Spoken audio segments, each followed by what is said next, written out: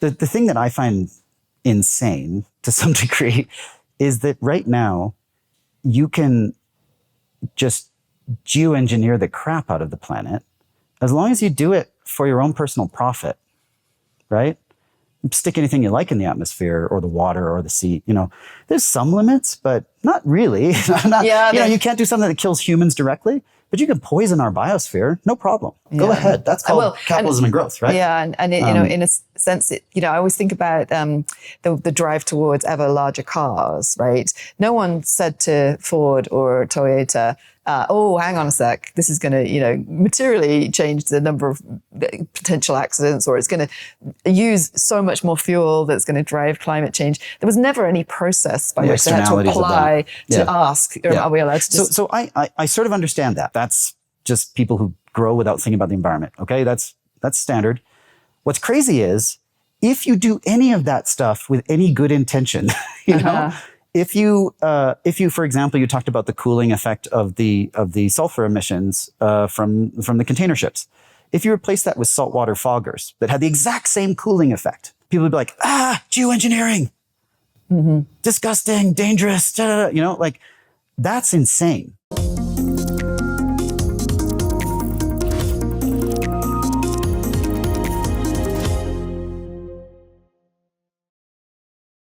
Hello, I'm Bryony Worthington, and this is Cleaning Up. With all the geopolitical upheaval, including the military action in the Middle East and the ripple effects it's had across the globe, it's easy for climate change to be pushed out of the headlines and down people's priority list. But this is a mistake, as we're now in an era of consequences with many known unknowns that will determine how bad things get how quickly. In January, the UK's representative body of actuaries, those people tasked with trying to quantify risk, put out a report entitled Parasol Lost. As an English literature graduate, I appreciated the pun on Milton's classical poem Paradise Lost, but the report itself makes for sobering reading. The climate, it seems, could be more sensitive to changes than we previously imagined or hoped. The report highlights that as we continue to add greenhouse gases to the atmosphere at record levels, we're also stripping out other pollutants, that we're creating a global sun shield or parasol, counteracting some of the greenhouse gas effect. At the same time, we're also seeing a global reduction in cooling clouds and in snow and ice cover that reflect the sun away. These changes are likely why we're seeing an apparent speeding up in the rise in global temperatures. To talk about this issue and his lifelong activism, I recently sat down with Ricken Patel, who was the founder and CEO of online activist platform Avaaz. Now living in his native Canada with his family, he's focusing his attention on defending democracy and on promoting more public research into climate stabilization technologies, sometimes grouped under the term geoengineering. Please join me in welcoming Ricken Patel to Cleaning Up. Ricken, it's so lovely to be here with you today. And I wanted to start, as we always do, on Cleaning Up, by asking you to introduce yourself. Tell us a little about who you are and what you do. Nice to be with you as well. My name is Ricken Patel, and I'm from Canada, but I'm also a nominal Brit. And I'm a messed up international person. My dad and my brother and sister were born and raised in Kenya and kind of have lived all over the world. I am a lifelong activist. I'm very passionate about making the world a better place as best as we can. And I'm a dad. I have 4 little babies, ages 2, 4, 6, and 8. Or my youngest will turn 2 in a few days, so I'm excited about that. And that's pretty much all I would say. Let's just unpack that statement about you being a lifelong activist, because I'm interested, when did you when you started out in your career, how did you start out? If you feel this burning passion to change the world, where do you start? I guess I always felt it from when I was a little kid. I was a weird kid. I read a lot of books from when I was in elementary school, and I loved history. And I was in the haiku challenge, the trivia challenge stuff that all the nerds go kind of thing. And I was really into history and countries and science and I don't know what alchemy did it to me, but I always had a sense of responsibility for the way the world is and the way it goes. At least that was my read of history, that we make it as we go. Mm-hmm. And so right from the beginning, in college, I was a big activist and did the, very storied campaign at Oxford, where we were active in opposing the abolition of the grant and the imposition of tuition fees and top-up fees for Oxford and Cambridge, trying to maintain accessibility of education, and wrote an alternative funding proposal for that that got a large amount of support among Tony Blair's MPs, the sort of biggest rebellion of the Labour government to that point, and almost got sent down from Oxford for encouraging a tuition fees rebellion. And we did an occupation of the university offices. And then similarly in Harvard, I was one of the leaders of the Harvard Living Wage campaign, where we did occupy the president's office for something like 3 weeks. And then we had a tent city in the Harvard yard. And it was an epic campaign where by the end, we got like major donors that threatened to switch their donations from the university to our campaign.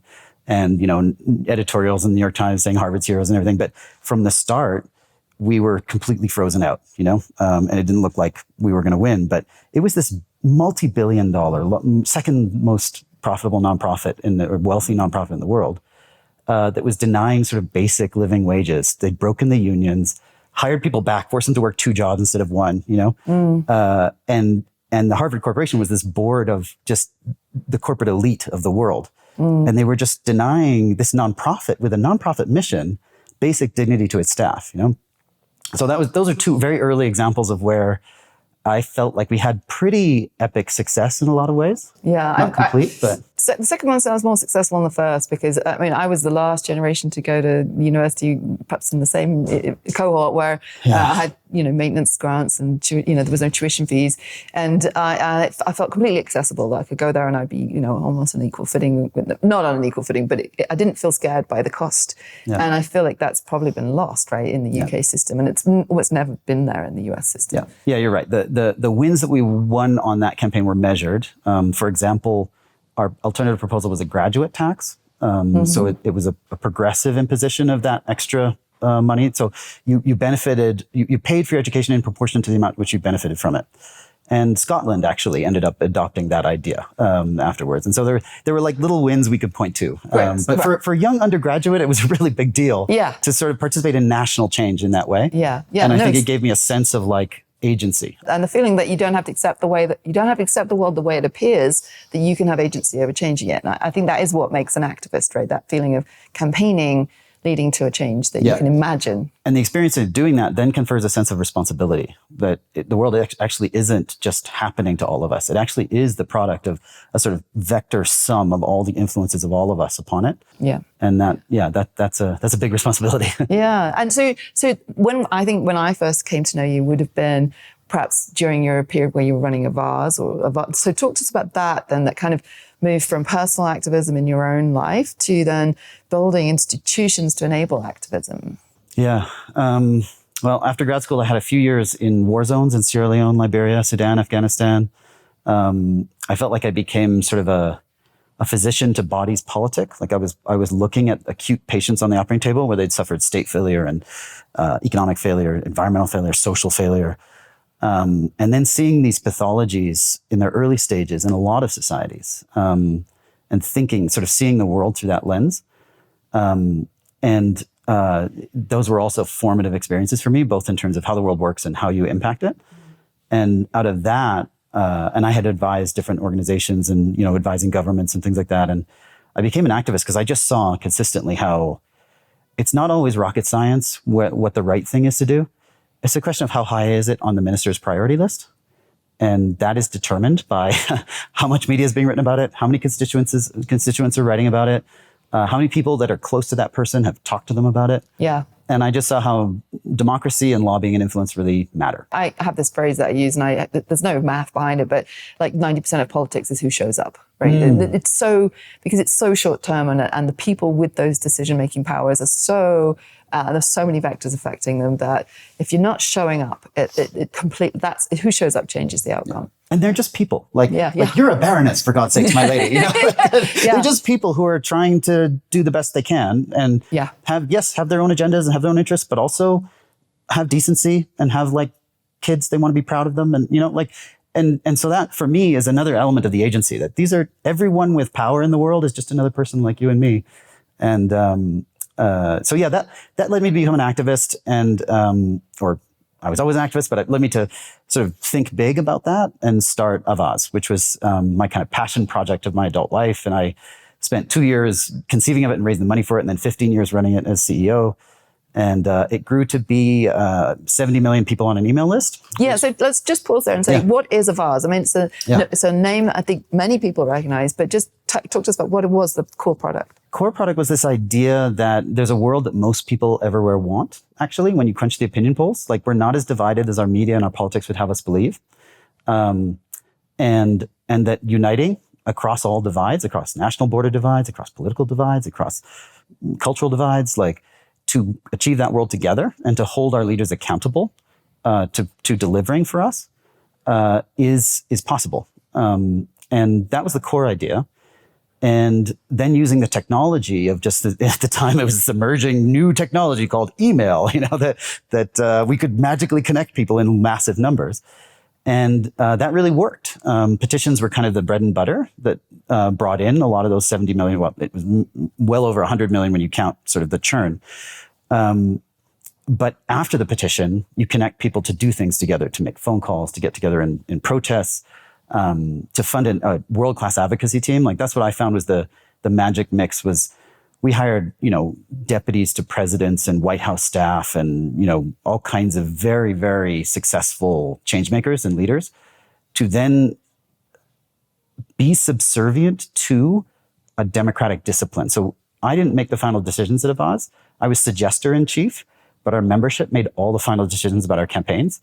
So it didn't matter if I really loved an idea. If the members were like, man, not feeling it, I had to go back to the drawing board. A couple of questions. One was when I first came across Avaaz, quickly after that came this name that everyone gave it, which was Clicktivism, right? This kind of feeling that we can, from our bedrooms, use these digital tools, the internet, to kind of make our voice heard. But the negative side of Clicktivism was, well, how many of these people are real? Like, I can remember someone saying to me, well, Avaaz is just full of Donald Duck at, Gmail, whatever. How much validation was there? And then also, isn't that just reducing the barrier, like making it too easy almost kind of invalidates it? Did you come across those kind of challenges? Those challenges, those kinds of it was the media rage, like, oh, is it Clicktivism? Is it real? And it's like this almost nostalgic, like who now, has any degree of seriousness would sit back and say, oh, everything on the internet is not real, never has any impact in the real world. And how silly would you be to believe that? Well, you say that, but now we've got bots, and now we've got the manipulation of AI generated content, and it's the anonymity of the digital that undermines it. Why do we have such bot networks? Why are people invested? It's not cheap to set up a bot network because it works. The people invest billions in these kinds of marketing campaigns, and the corporates do it more than anybody else because people listen to the peer groups that they encounter online. It moves real people. We were never bots. We fought the bot networks. The evidence of our reality was that we raised $500 million online. And we mobilized the largest climate marches in history, and we made millions of phone calls and all of that stuff, right? So we were definitely real people. But the silliness was this idea that the internet didn't matter. And I don't think anybody serious takes that seriously now. And I suppose in the second, so this organization was growing from a digital platform with petitions into real life kind of manifestations of democratic support for issues. What was the process by which how did things bubble up? Like, what were the metrics of that makes for a campaign, this doesn't make for a campaign? Like, how did you ground truth the things that got manifested into something bigger? We had a crack team of 130 campaigners that were integrated into just a vast cross-section of issues and countries and locations. We lived all over the world. We had no central kind of brick and mortar office deliberately. So people were in their own media environments with their own networks. And we had people from all different, environmental people, human rights people, development people, kind of like legal people, media people, politicals, all kinds of folks, so different professional sectors. And then we had networks, and we were constantly drawing in ideas. And also our members. We had a member-generated site where members could start their own campaigns. So if any member wanted to think that there was a good idea, they could do it themselves. And if it was successful, we could see that was the case and then see if we want to pick it up. When we picked it up, then it would get tested. So it would go out to a randomized selection of the membership, usually about 20,000 people, and see what they thought of it. And that was where we would test sometimes 20 different versions of a campaign and it was really, I felt a real education, like almost a very special kind of education. I guess now everybody gets it when they do Facebook ads and stuff like that. They test many different versions. Oh yeah, A/B testing is like built into it now. But for this, it was like you were at the early stages. Social change. Like it was like, what kinds of arguments do people respond to? What kinds of issues do they care most about? Like I felt we did 2,500 campaigns under my tenure, and imagine many versions of those campaigns on so many different issues. So it made me feel like I got a good nose for, like a journalist has a nose for a story. I got a good nose for a campaign. And so I got better and better at being able to just say, people are going to react this way or that way. But still, I would get surprised a fair bit. And of those, was it 2,500? What would you pull out as the kind of signature, we changed the world on these issues? Like, what's your top two? Top two. Hard to choose. I have to go with Paris Climate Agreement. That was a huge art campaign. We were very active on all the COPs in advance of Paris, all the G7 meetings, all the kind of like advanced meetings, different national policy setting processes. And then we were very active in the UNFCCC process in setting the idea of a North Star of a temperature target. It's interesting. Yeah, we'll come on to that. That did not exist at a certain time. And when we first started saying we need this because we need to explain to the public what the heck all of this is about, they don't understand all these arcane climate regulations about forests and stuff like that.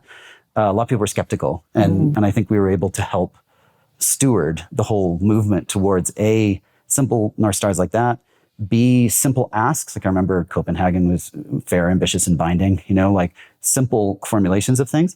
And then mobilize large amounts of the public and generate a heck of a lot of media around those targets that we set the sort of bar for what politicians were trying to perform to. And then we evaluated them at the end of it. Right.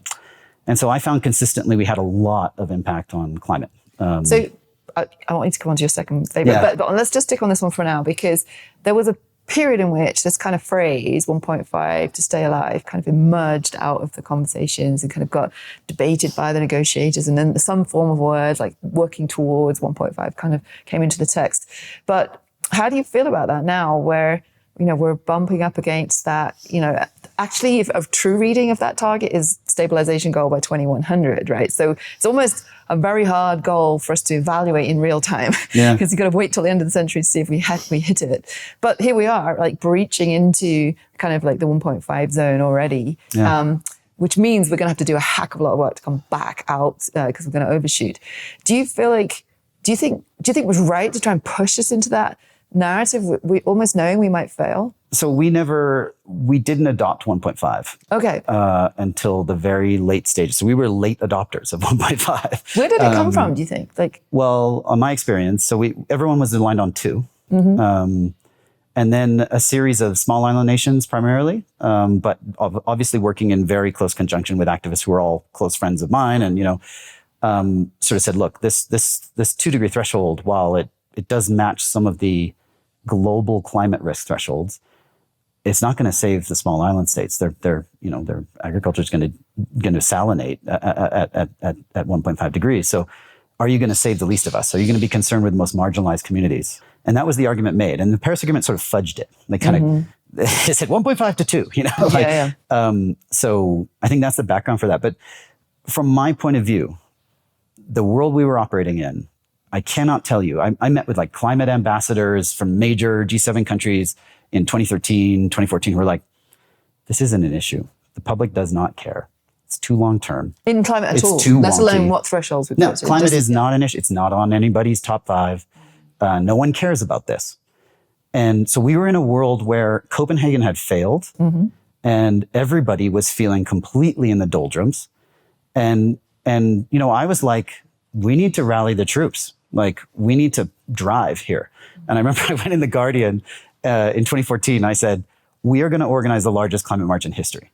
And you're going to see. And I said, we're going to put up a lightning rod, and you're going to see how many people care about this issue.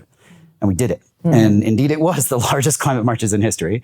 And we had millions of people come out all around the world. And this was in the period between Copenhagen and Paris, or was this just running into Paris? The 2 years as we were trying to say Paris was coming. Yeah. And we were like, we're not even sure heads of state are going to go to Paris. That's where the world was at. So in that world, we needed to mobilize political will and attention. We needed simple, inspiring goals. We needed to make the core argument, and we needed to mobilize a lot of people. And the goal of that mobilization, we had learned our lesson from Copenhagen, because in Copenhagen, we had set fair, ambitious, and binding. But the Americans really weren't behind a binding treaty. They didn't think they could get it through Senate or anything like that. And the Bush administration previously made the argument they thought tech was going to solve this, you know? And, you know, one of the humble admissions for me is that at the stuff we were pushing for at that time, a like global binding treaty like Kyoto that was updated, that's always been a dead letter. And you could argue that that's because the US made it a dead letter, but they weren't kidding when they said that's a non-starter. And partially it was because from a US perspective, you have Annex 1 and Annex 2, right? This bifurcation of the world into the so-called rich countries and the so-called poor countries, which came right away from the founding UNFCCC convention, which basically put the US on one side and China on the other camp, which wasn't bound, didn't need to do anything. And of course, fast forward to 2009, China was already emerging as a global economy. It was already a big emitter, and it just did not seem to work. Like the mechanics of the convention was just breaking down. Yeah, there was a number of problems with governance legislating the solution. And by Paris, we had sort of quietly internally acknowledged that to some degree and said, this is not a governance, like this is a rally. This is an enthusiasm rally. I remember working with the UN Secretary General's office and the advance of it and everything, and like the way we structured the poet that delivered the, you know, Kathy Jetno-Kitchener who delivers the poetry, and it was about rallying momentum to say an energy transition is coming, to send a signal to markets. Yeah. So George W. Bush kind of won that one, you know, like it was largely a market signal that drove technological change that is having the outsized impact on some of our climate outcomes. The NDCs matter, the national commitments matter. Yeah, so these are nationally determined contributions, which fundamentally, the reason Paris succeeded was because we flipped the script from, we'll take a really top-down look at this, we'll allocate everyone allowances, and you have to stay within all these limits, to, okay, right, everyone come to the table with what they think they can do. You put that in a nationally determined contribution, and it'll be, you know, none of this is binding. We all understand that. Yeah. The enforcement was never there anyway, even under Kyoto. And we're going to try and aggregate that and ratchet that up so that we have this kind of hopeful that we under promise, over deliver, and we keep going. Yeah. That was the Paris breakthrough, right? Yeah, yeah. And I think that was wise sort of architecture for governance for the times and for the realities we were in. Mm-hmm. So I'm not saying it was all signals to private sector, but also the governments, there was no like, it was a rallying point for governments to do what they chose to do individually, you know? Mm. And in some ways that was the adaptive answer. Like you weren't going to force governments to change their energy supplies, you know, like it had to be driven from a bottom up with the citizens in those countries and the constituencies in those countries. Yeah. And it had to be responsive to how much that push was succeeding. Yeah. So yeah, all that's to say that all of those targets and all that stuff, they were tools to rally, to motivate, to focus. And I think in that sense, maybe they weren't precise or even the right ones, but they succeeded in accomplishing that goal. So I can remember post the Paris breakthrough, and it had a moment, you know, very few moments on climate where you feel a sense of joy, right? And it did manage to create that sense. And I can remember going on a TV interview with George Monbiot, the UK writer of The Guardian, and my instinctive feeling at the time was he was completely shocked and appalled that, you know, as far as he was concerned, Paris was a sellout even then, right? And I was like, well, look, just try and put it in the perspective of this is a symbol. This is a communication to the world that we were able to come together and agree something. And no one's going to read the details of all the get out clauses, and it's the symbolism of having got to win, in the same way that Copenhagen really was just, the symbolism was just all of defeat, and, you know, this is all, but actually in the real economy, things kept moving on, right? Yeah, I have to say, man, like I was not popular with radical climate activists leading into Paris because they wanted to burn the process down. They said the UN is discredited. We need to not plan any marches in advance, but plan to march afterwards to declare it a failure. Mm-hmm. And I just said, we're going to choose to hope. I think that's where citizens are, and that's what the planet needs. And we're going to mobilize and rally for that hope. Yeah. And no, we didn't fix all the problems of the world in one summit, but we made really important progress that has driven a really important level of energy transition. And no, it has not been enough, but the game's not over yet. No, you know? it's not over. And But where do you see that energy now? I mean, well, first of all, you saw that through. You were at the Avaaz. How long after that did you kind of move away from that big enterprise that you built, and how now do you? Was it that process that got you hooked on a climate agenda? And how much is climate still a focus of what you do? Yeah. So towards 2021.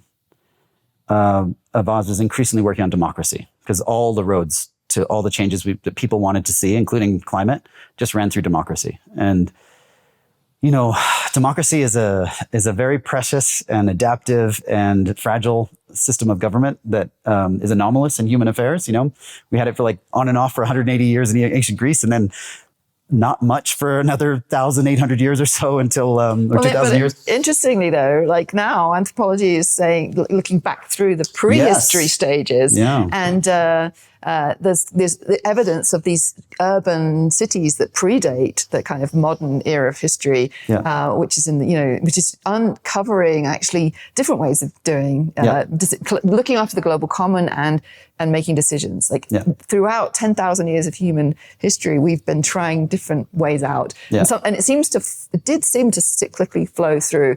We need an autocrat. Someone needs to be on high telling us what to do, to, oh my God, that autocrat's terrible. Let's throw it over and try a completely different decision-making, distributed decision-making system. Yeah. And there's this pendulum, I think, that goes through human history, right? Yeah, I think that's right. And I think, I've written about this, the kind of our indigenous governance systems and some of the governance systems that persist in some of those terrible places in Sierra Leone, at the village level, very deliberative democratic governance, still quite gerontocratic, still quite patriarchal, but quite deliberative democratic within those constraints. And quite innovative and imaginative, right? I suppose things weren't solidified down into one definition back in prehistory. I remember going to Mali and into the Dogon country, and the way they made decisions, they had this common square they would sit in, and the roof was deliberately low so that no one could stand up and start fighting. It was, it was a really interesting kind of expression of how do we physically create a space in which, and there was a lot. I think there was a lot of experimentation, and I guess we're still in that, but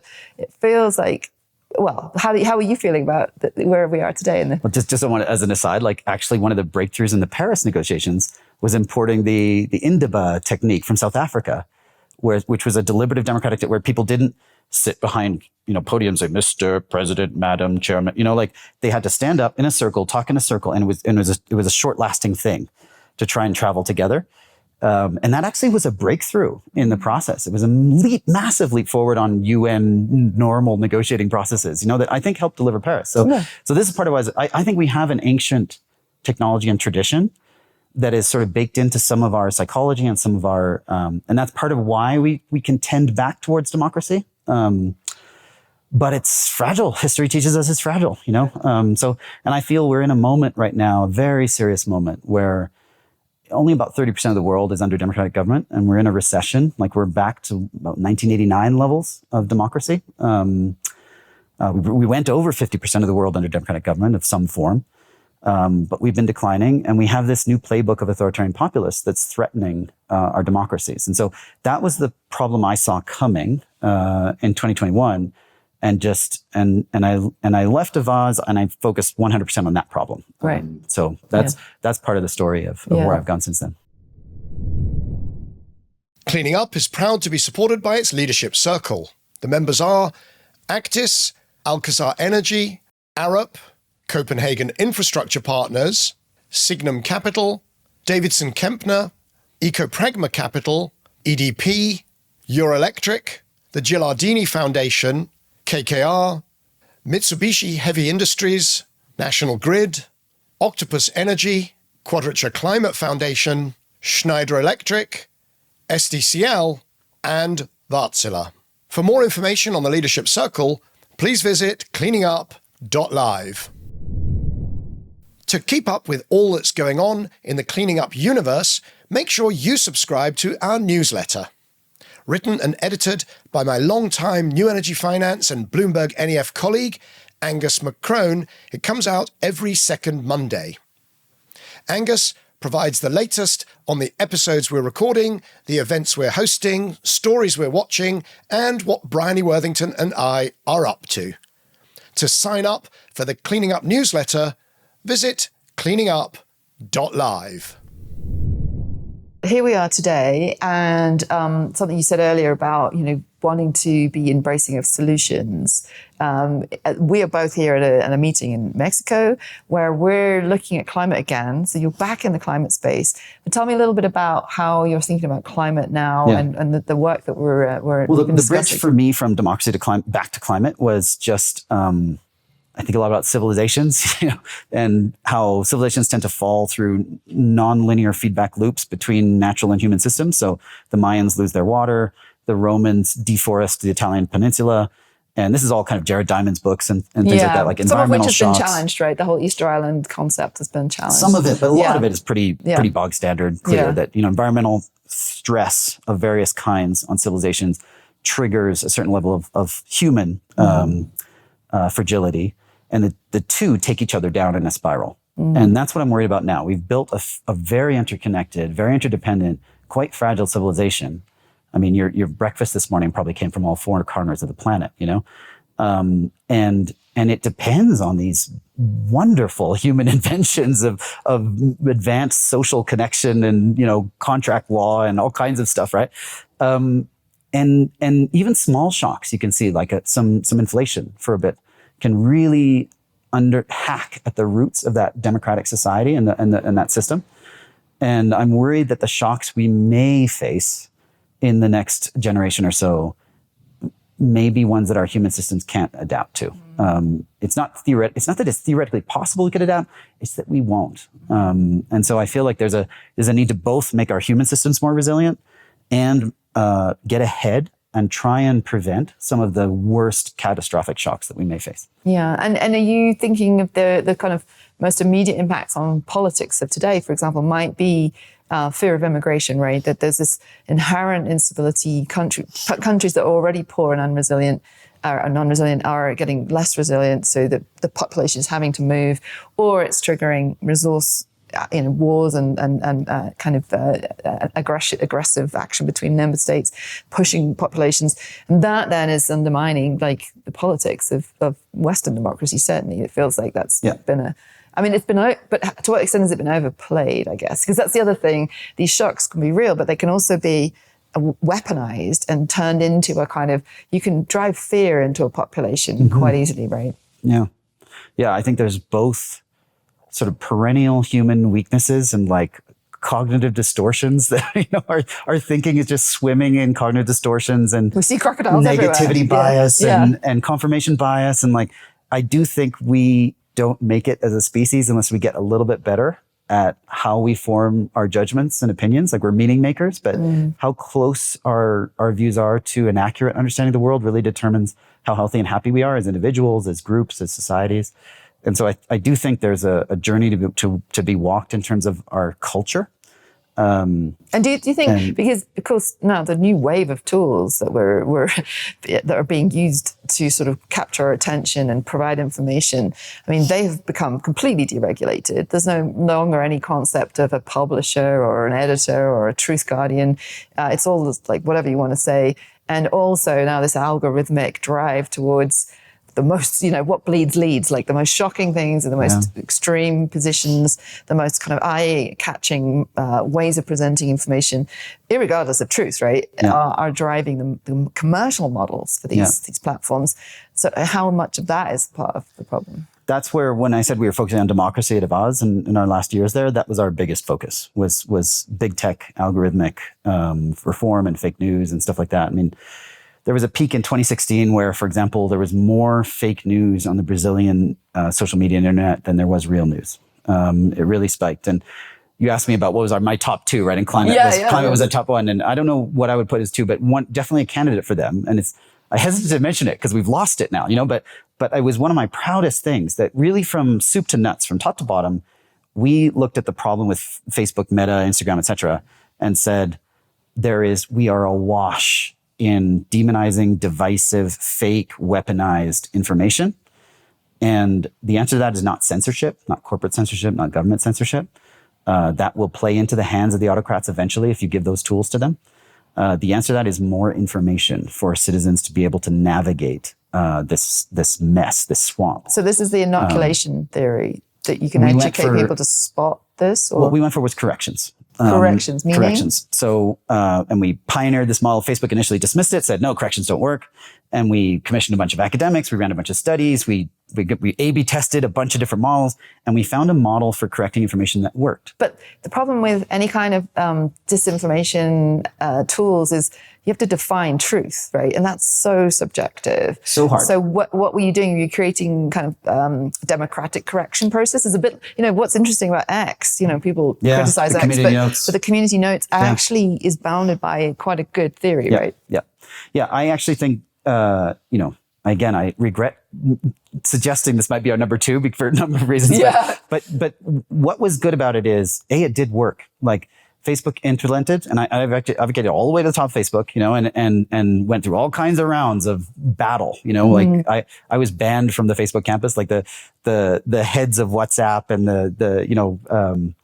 and Nick Clegg had to come outside and meet me in the parking lot because you weren't I wasn't allowed to enter the building. That's how vicious it got. Yeah. But we won. Facebook implemented our model of corrections across their entire platforms.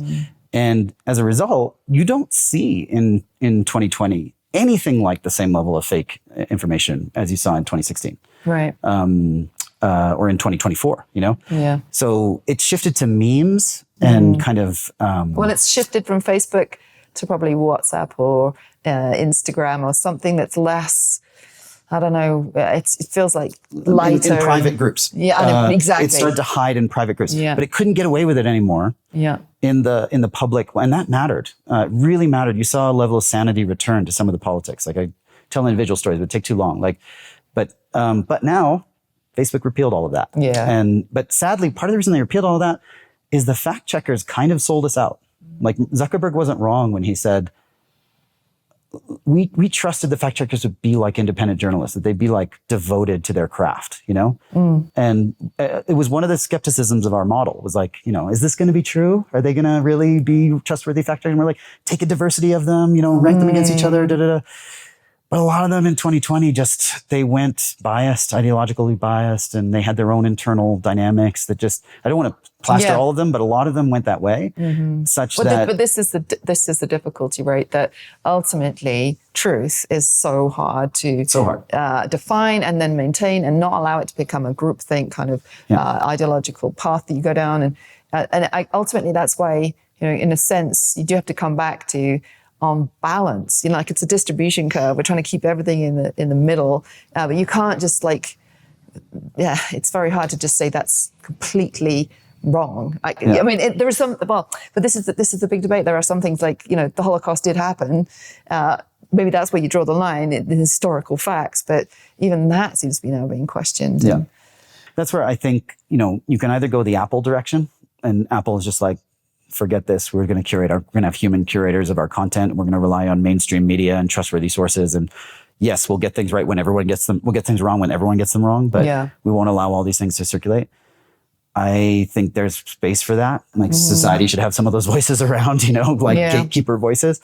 But I wouldn't want all of our information to be like that, because so many of the important views that need to surface start out fringe or radical and make their way into the mainstream. And that's kind of progress. So I like the community notes model better, to just signal to citizens, hey, this is disputed. Here's some of the views you might see around it. It does parallel some of our corrections model. We just relied on fact checkers to do that.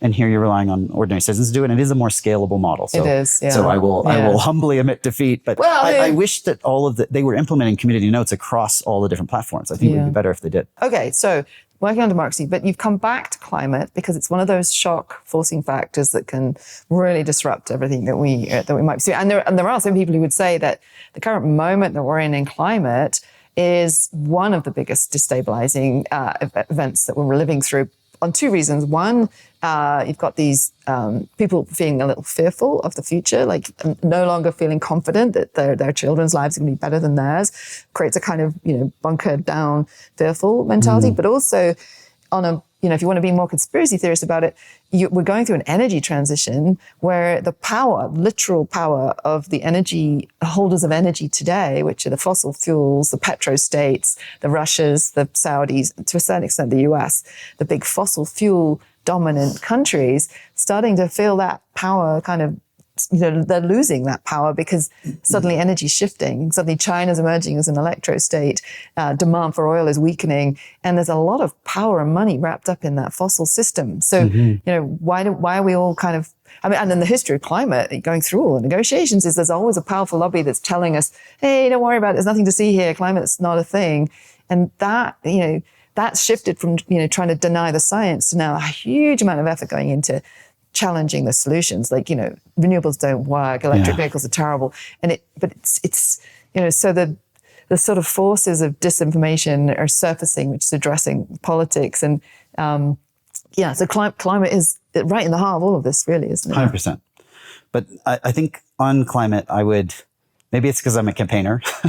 And I think sometimes positive attitude determines reality. Like if like Henry Ford said, if you think you could do a thing, or if you think you can't do a thing, you're right. All right. And there's a certain amount of like reality distortion field that it's not just a distortion, it's actually like a reality shaping field, there was some British lord who had a quote like, "Nothing splendid was ever achieved by anyone who didn't believe that something inside themselves was superior to circumstance."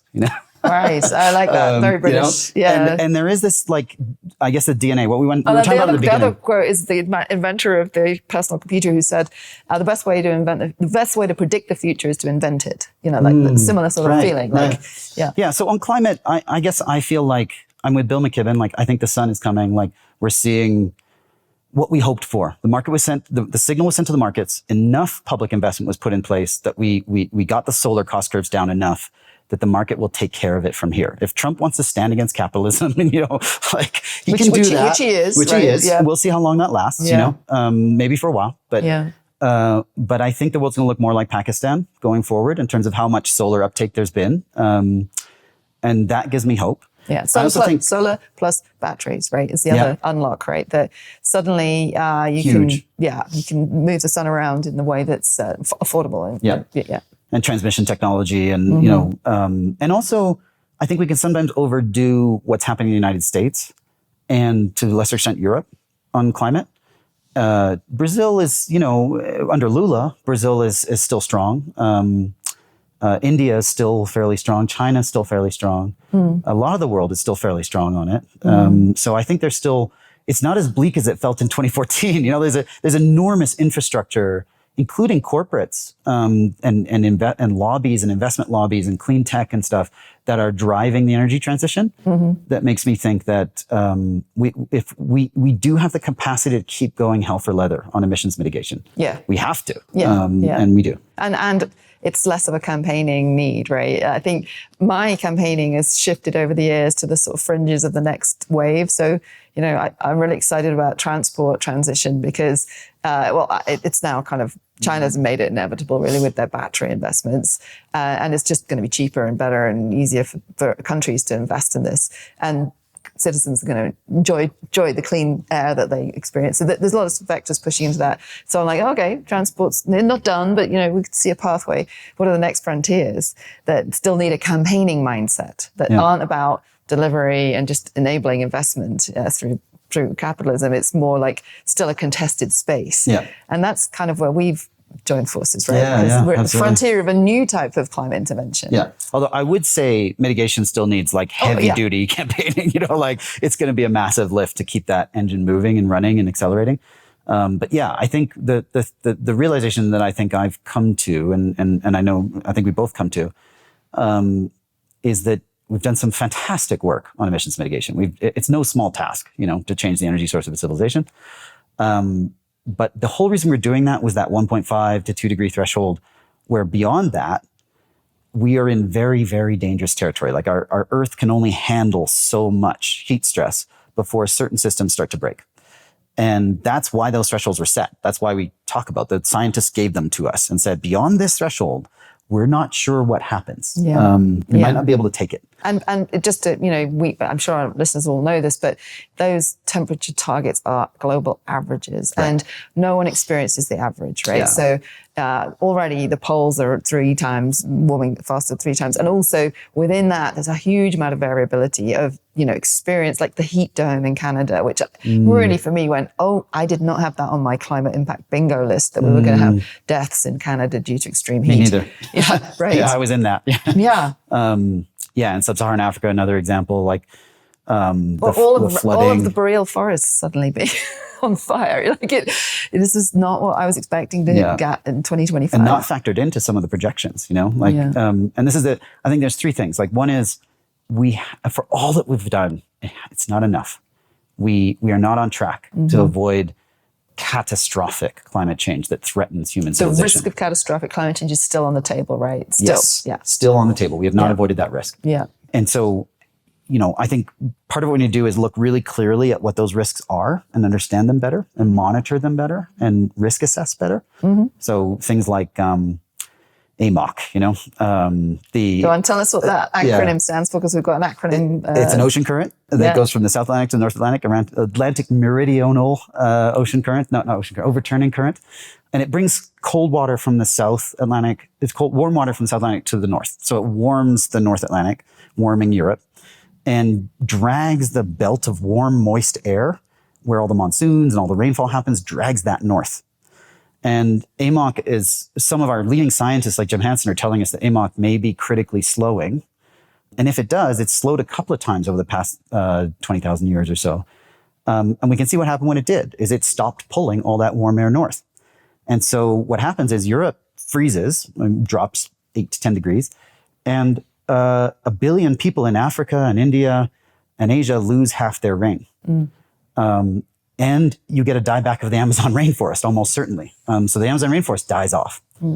Those are all of them catastrophic impacts on human civilization that are the level that I think we wouldn't be able to adapt to or even handle without a collapse of civilization. They're too big a shocks. That the system we know now would not be able to ingest it. Certainly not at the current population level, right? I think it's going to be such a, but so yes, there are those sorts of risks which feel incredibly impactful. Still a lot of uncertainty, like when this might happen. That's the worry. Is uncertain. We don't know. I don't know. Who knows whether this is going to happen and when, right? Yeah. But no one knows. But also we also know that the Earth system is volatile, and it has tipped and flipped and done different things without this many people relying on it being the status quo, right? Taking a sledgehammer to the Earth biosphere with like an enormous amount of CO2. Yeah, and it is an experiment that we set in train that we're continuing to run. Like it's a global experiment in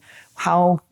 And I can remember James Lovelock saying, what we got to realize is that Earth is like middle-aged. It's not as perhaps, it's like, when you're getting older, if you fall off a step and you twist your ankle, it takes like a week for it to recover. Like a middle-aged Earth is actually less resilient to some of these things. So we're doing this experiment with its atmosphere, knowing that it has in the past been a lot more, it's had different states at the time when it might be most vulnerable. Yeah, and this is a relatively unusual sort of 10,000 year stable period in Earth's climate history. So and we're just cranking up the dial of like, let's see what happens when we do this. So even if by some crazy circumstance, you don't believe that humans are contributing to climate change, you sort of have to acknowledge that there's climate instability and it is deeply, profoundly threatening to us. And we better figure out what we're going to do about this. Yeah. The AMOC is one example. We've got Thwaites Glacier. If that is moving, it's a gigantic piece of the Antarctic ice shelf. And that's moving into the ocean at a very slow speed. We don't know, could it speed up? How fast could it speed up? But if it does, that displacement could raise ocean levels, 3 feet. And the other thing that I found quite compelling as I've looked into this again in terms of, GHG emissions concentrations notwithstanding are a massive problem. There are 2 other factors that it's this reflectivity element, right? Where the function of how much heat we experience is a combination of how much heat gets trapped by the gases, but also how much do we bounce sunlight back into space, safely without heating the planet. And that reflectivity has been waning. Like we've been losing reflectivity, and that's led to things like loss of. We're losing clouds. We're losing the cooling layer of clouds. Yeah. And when I was looking at this, I was thinking, I don't know how many policymakers are really in tune with that. They might still be really, focusing in on energy transition, which is great. We want their attention there. But we also want them to be thinking outside of that, what are the other risks that are, that we know are there? We just don't know how risky they are. Yeah. And shouldn't we be paying a little bit of attention onto that? Yeah. Yeah, I don't know if it's too simplistic, but the analogy I think of is like when it's a really hot day, you go outside, you choose a white t-shirt because it's going to reflect the heat. You'll be a bit cooler. But we're in the middle of being really, really hot on a really hot day, and we're putting on a black t-shirt. Like it's just gonna because the information I've seen is that over the past and this is early information. We're just figuring this stuff out. Over the past 30 years, we've lost up to 5% of our cloud cover of our reflectivity from clouds. Mm. And the radiative forcing of that, like the amount by which it changes how much sunlight is being absorbed or reflected from the earth, is equivalent to all of human emissions since industrialization. That's an extraordinary thing. And so this is an example of the feedback loops. If there's a feedback loop between temperature and cloud cover, holy mackerel, we're in uncharted territory about how sensitive our Earth is to temperature. Yeah. And how we may be way off the charts of what IPCC and other scientists have predicted would be the pathway of climate change. Yeah. And so that just means we need to think new because emissions mitigation is not going to protect us against those scenarios, no matter how fast we get it done. Yeah, and the other element of the reflectivity is, of course, when you emit fossil fuels, especially coal and heavy fuel oil, alongside the CO2 comes particulate matter, like little dust particles, traditional pollutants, which were basically phased out for air quality regulations, right? So we said, let's take the sulfur out of coal first, stop the acid rain problem. But, that essentially removed a kind of co-emission that was helping screen some of the heating effect of the CO2. We just did the same with heavy fuel oil in shipping. And it seems as if, and again, error bars here and dispute in science, which is what science does, always pushes back. But what seems to be emerging is that particularly was a big intervention because where those emissions were occurring, which is you were basically ships plying the ocean, creating these little particulate which would create cloud cover. Like they would be the nucleus around which a cloud could form. Or would brighten those clouds, Yeah. So we've kind of created a termination shock of the sort of screening that was coming alongside with our greenhouse gas emissions. And actually by switching from those heavy polluting fossil fuels to gas, we've just added this extra bit, which is methane, which is the opposite, right? It's a forcing factor. So we've gone so-called clean gas comes with associated methane emissions, which, much higher short-term warming. So it's like the worst possible thing we could have done. Yeah. Yeah. This is where I guess my journey on this has been to a recognition that we are terraforming this planet in real time. Like there is no way around it that we are having a massive, just our existence, one way or another. Even our environmental regulations are having these massive impacts on our climate, our safety, our people and planet. And we've got to take responsibility for all of those impacts. This is where I find sometimes we are blinkered or just have tunnel vision and we only look at one piece of the Earth system or one impact that we're having. And actually we have to think holistically about all of the stuff that we're doing for good or for ill and think, does this make us safer? And by saying we've got to take responsibility, are you saying, and this is perhaps me putting my thoughts into you, but I think of it in terms of human agency. Like we evidently have agency because we've done all this stuff, right? We've changed our atmosphere. Yeah. And therefore we've got to lean into human agency to it's incumbent upon us to embrace science, embrace research, think imaginatively about the range of solutions that we might need to bring. Is that similar? For me, the tension there between is it just we need nature to solve it? Or is it that we need to figure out the solutions to it? I would liken to the tension in medicine. So like my sister writes books about alternative healthcare. She's very naturalistic, health oriented. My brother is a professor of medicine at the University of British Columbia. Other two poles of the spectrum. And I feel like both poles have wisdom. Nature has wisdom, like listening to your body's rhythms, not getting on the intervention highway and doing too much to it and, relying too much on drugs and stuff has wisdom. But also, if we didn't have like a C-section kind of thing, my wife and my kids would be dead, Like I am so grateful to conventional medicine and it has done wonders for humanity. And that's just straight science messing with nature, Well, I mean, humans have always messed with nature because in the early days, like to survive, you had to do that. Nature's not some benign thing that, is there to nurture us. Yeah. You can follow its rhythms, but ultimately to say that we have no agency and we haven't benefited from harnessing science to manipulate things to our benefit, like that seems like completely crazy. The thing that I find insane to some degree is that right now you can just geoengineer the crap out of the planet as long as you do it for your own personal profit, right? Stick anything you like in the atmosphere or the water or the sea. There's some limits, but not really. You can't do something that kills humans directly, but you can poison our biosphere, no problem. Go ahead. That's called capitalism and growth, right? Yeah, and in a sense, I always think about the drive towards ever larger cars, right? No one said to Ford or Toyota, hang on a sec, this is going to, materially change the number of potential accidents, or it's going to use so much more fuel that's going to drive climate change. There was never any process by which they had to apply to ask, are we allowed to just... So I sort of understand that. I don't think that's crazy, like that's just people who grow without thinking about the environment. Okay, that's standard. What's crazy is if you do any of that stuff with any good intention, if you, for example, you talked about the cooling effect of the sulfur emissions from the container ships. If you replace that with saltwater foggers that had the exact same cooling effect, with salt water being spread over oceans, right? So it's much more healthy, no acid rain, no effect on the ozone layer. Just like people would be like, geoengineering, disgusting, dangerous, like that's insane. Like you can do the worst to each other as long as it's for profit. If you do anything with good intentions, you're a nasty, dirty person. That's the kind of double standard that I'm like, okay, this is nuts, people. Like we need to stop this. But I liked what you were saying about your family experience of the two extremes of the homeopathic, thou shalt never take a vaccine to, I'm a surgeon who believes in lots of intervention. I feel like I'm always in the middle of that tension, that kind of, there's a pragmatism to trying to just use on balance, common sense and evidence of what works. Right.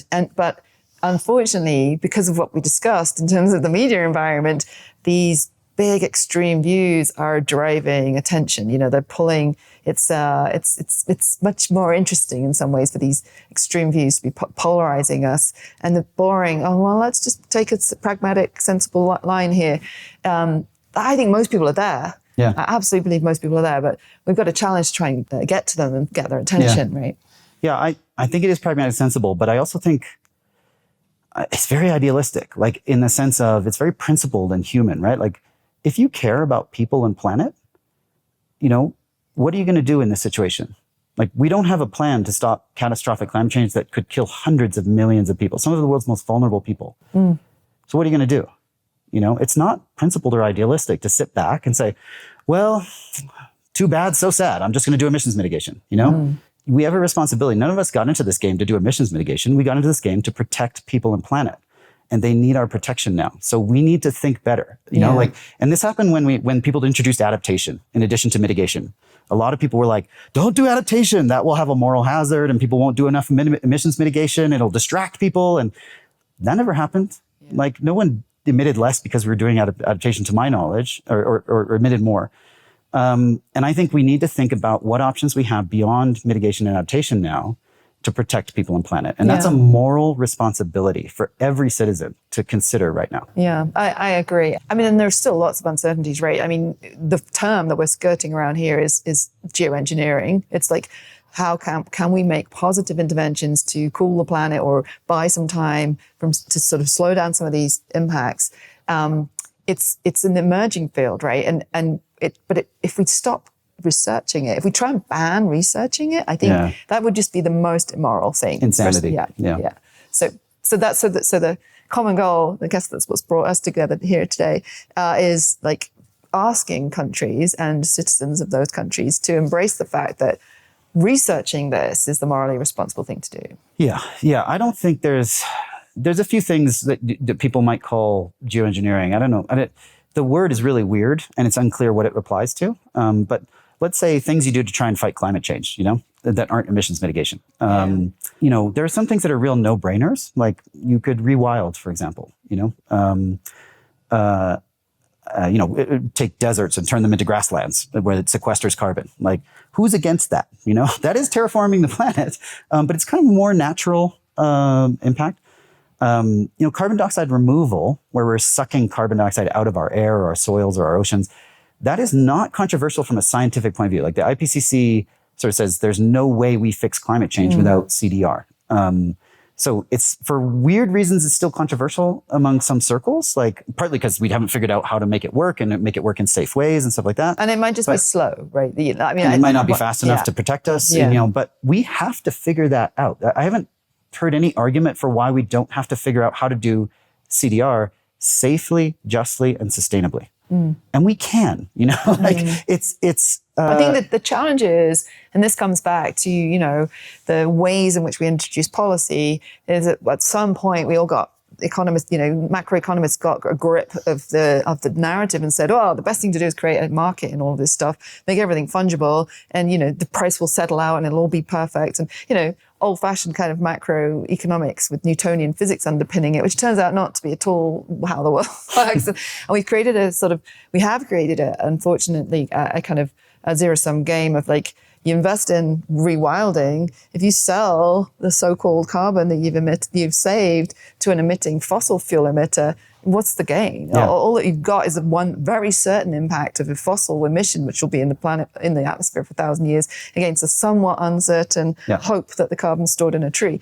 Those things are not fungible. I truly, I've worked on carbon markets for a long time. I feel like that was a classic misunderstanding of the complexity of the problem. Yes.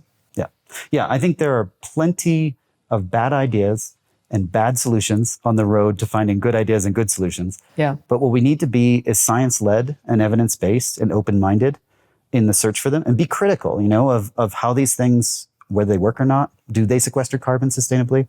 What impact they have on different parts of the world? Do they disadvantage certain people unfairly?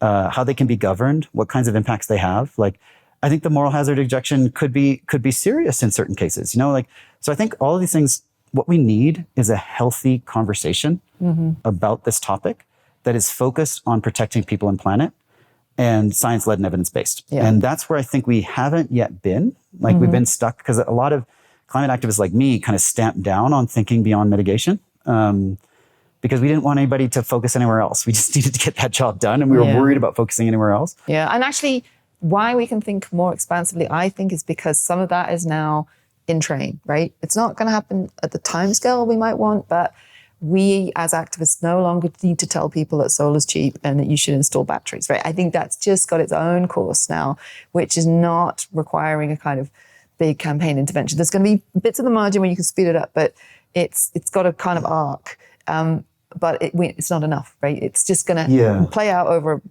2 to 3 decades. And actually, because of these sort of near-term risks that seem to be occurring, then the speed with which we're seeing some of these temperature increases, that's why, in a way, I think we can create this space to have this conversation.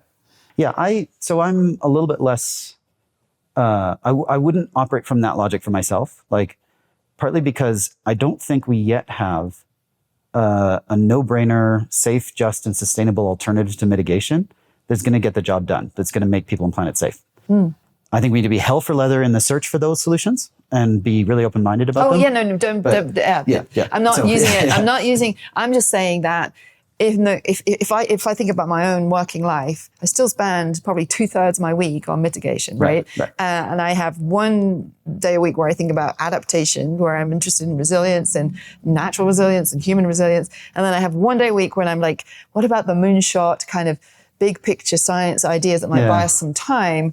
I feel like that's I think that's a good allocation. I like that. Yeah, absolutely. Because there's still a lot of campaigning and political and advocacy work to do to sustain the emission and accelerate the emissions mitigation trajectory we're on. Yeah, because it's the only long-term thing that works. And to apply it to the hard to abate emissions. Like I think solar is going to take care of some of the easy to abate, but the high heat stuff and, aviation and, fuels and eco-fuels. Yeah, and but there's going to be a lovely cascading, in the same way that some of the risks cascade, right? So, we raise the temperature. Positive feedback loop. There are positive feedback loops, which started 20, 30 years ago with personal computers and lithium-ion batteries. It's like, that's tipping into transport, which is going to mean that will, eventually electrification will find its way into lots of the economy. Yes. So don't want to be glib, and part of the reason Cleaning Up podcast exists is, we need people to see that this is possible and viable, and the electrification and the clean electrification story still needs to be told. Yeah. We're up against some headwinds, but there's quite a lot of tailwinds. So that's what keeps,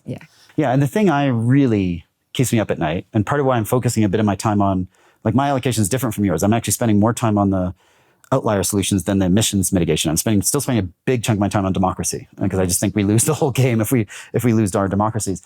But the reason I'm focusing on the outlier stuff is I really think it's a neglected area, that these bands of uncertainty in the IPCC projections are conservative bands. Like it's a conservative institution, and all the evidence of the sensitivity of Earth to temperature, of the stuff the IPCC did not factor in, suggests the band is much wider than that. The Earth may heat much more than is projected currently.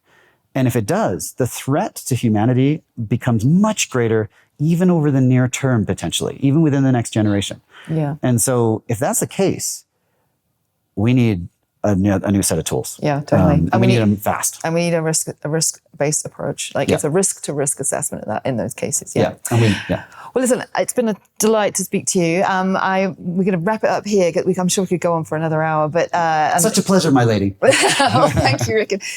Anyway, thanks once again for all your work, and that was truly lovely to hear that story from you and learn a bit more about what you do. So thank you for coming on. Thank you. So that was Ricken Patel.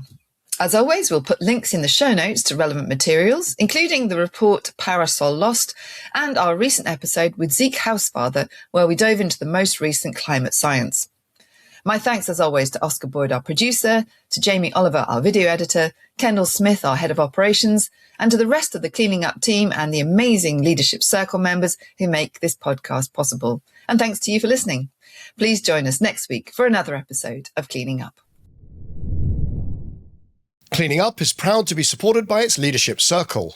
The members are Actis, Alcazar Energy, Arup, Copenhagen Infrastructure Partners, Signum Capital, Davidson Kempner, Ecopragma Capital, EDP, Euroelectric, the Gilardini Foundation, KKR, Mitsubishi Heavy Industries, National Grid, Octopus Energy, Quadrature Climate Foundation, Schneider Electric, SDCL, and Wärtsilä. For more information on the Leadership Circle, please visit cleaningup.live.